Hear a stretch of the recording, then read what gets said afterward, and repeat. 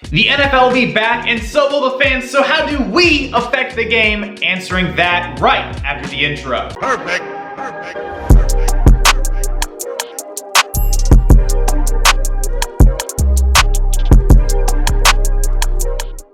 Before we get too far into things, subscribe to support the channel, and of course, get the bell on to know every single time I'm dropping a video. And with that out of the way, it's on to the content. So look, 2020, let's just try to put it in the rearview mirror. Let's just try to get away from all of it. I mean, 2020 was an absolutely awful year, and NFL fans like yourself understand that sentiment. No fans in the stands, nobody there to cheer on their team. The NFL players are just, absorbing nobody around them, almost like these organized practices where it's like closed off for the media and all that kind of stuff. Look, the NFL last year just had a look and a feel that was absolutely different. A season we'll honestly never forget. The Tampa Bay Buccaneers went on to win the Super Bowl during a COVID season where there was limited fans in the stands at times, no fans in the stands for a huge amount of time. So look, the return of fans is going to be an absolutely huge deal, and I really just wanted to explore how is it going to affect the NFL this year and even moving forward as the NFL starts bringing fans back into stadiums. In an interview with Roger Goodell, the NFL commissioner, on Inside Training Camp Live, Roger Goodell had this to say about NFL fans coming back into the stands. He said, "We're comfortable that local regulations are going to allow us to have fans at all 32 stadiums." So this doesn't mean that all 32 stadiums are going to be at maximum capacity. It just means that the NFL is going to be working hand in hand with a lot of these local governments and state officials to try to figure out what is best for each situation. Some states probably not a big deal. They're just gonna allow fans to come right back into the stands.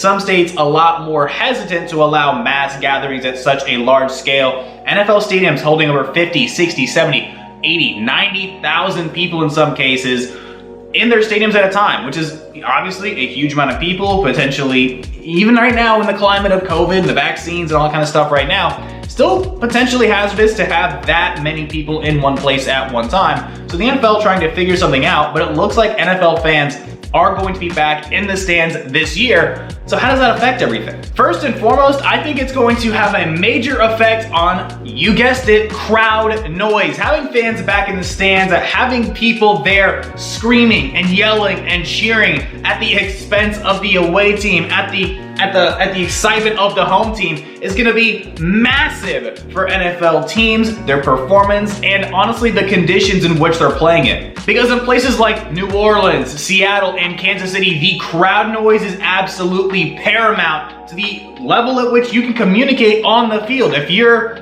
the away team heading into Seattle, you know notoriously that crowd noise, that stadium when it's at full capacity, it's rocking, it's packing, that it is incredibly difficult to communicate inside Seattle. New Orleans, the crazy raucous crowd of the New Orleans Saints just destroys communications for players, for teams on the field, especially opposing NFL offenses. And then in Kansas City, the world record holder for crowd noise at 142.2 decibels, set even way back in 2014, the crowd noise in Kansas City when that place is rocking and rolling and the Chiefs are kicking some butt.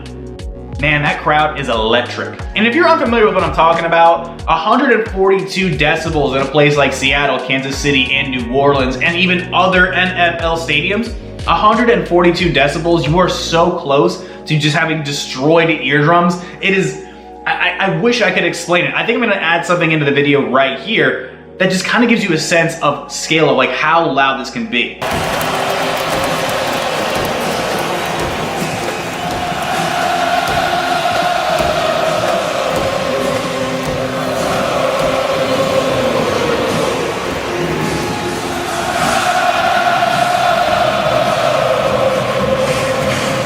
And heck, that was pretty freaking loud, right? Look, imagine being in that environment when they made that world record. The Kansas City Chiefs Stadium, just crazy and wild and packing. Just imagine what it's like to be the away team offense trying to operate, trying to communicate in that environment, it's almost impossible. You can't make checks at the line. You can't audible into different formations and different play sets. You can't get that snap count adjusted at the line. You have to have basically everything ready to go in the huddle. And me even talking to you right now, this setup is only a couple feet away from me. Speaking at this level might not even be loud enough for you to hear in that kind of environment. And most notably, I think this is going to affect a lot of second-year players and a lot of rookies coming into the NFL the most. Not that they obviously haven't played in loud, exciting stadiums before, but the environment in places like Kansas City, in Seattle, in New Orleans, has a major effect, like I've already said, on communications. Imagine you're a guy like Justin Herbert, who last year kind of got used to not having the same level of crowd noise, right? And you're walking into a place like Kansas City, and let's say they do allow full capacity in the stands in Kansas City for those games, those night Chief games. It's crazy loud, right? So imagine you're Justin Herbert trying to make checks at the line. Your entire communications, you're just not comfortable the same way you were last year. It affects the entire game plan, how you have to prepare going into that kind of environment that week. Absolutely makes a difference. You can't make checks. You can't audible the same way. You have to make all of your calls basically right there in the huddle. And even penalties are on an escalation in those kind of environments. A lot more false starts, a lot more offsides for opposing offenses and even defenses. Crowd noise is going to be a huge factor. I think we're going to be talking about a lot more in 2021 with the return of fans. Look, the most exciting stuff out of the way, there's even a financial aspect of it that we need to look at as well. In 2021, the NFL is going to see an increase in fans, right? 2020, the NFL, as far as revenue, lost $4 billion in comparison to 2019. 2019, their revenue was $16 billion, billion with a B. 2020, only $12 billion. And I'm saying only, like $12 billion still isn't a huge amount of money, but with the expectation being pre-pandemic being about a $16.5 billion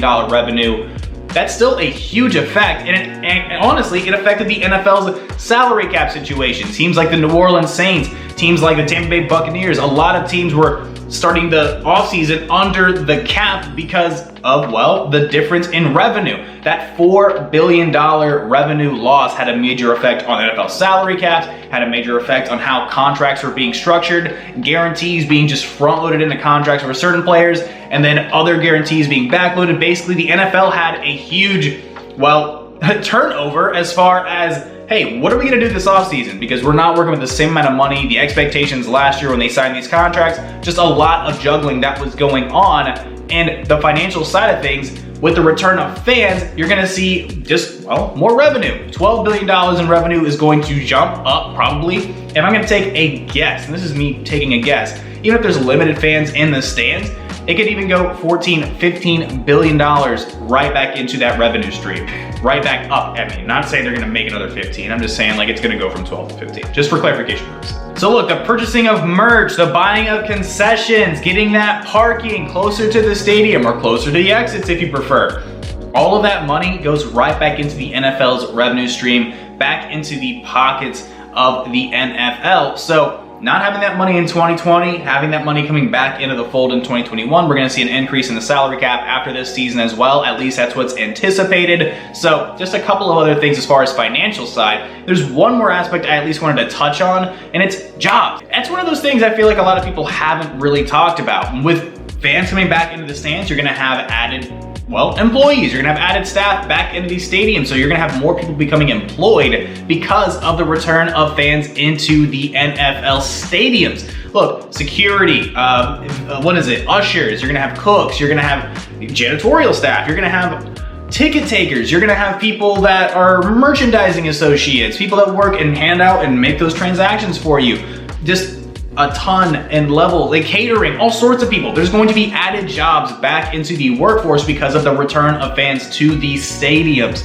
And that's just one more aspect I wanted to take a look at because, well, I mean, added jobs means, well, you know, the unemployment and blah, blah. I don't want to get super political. That's not what this channel really is about, but I just wanted to at least take a second to appreciate that, well, more people are going to be employed because of fans.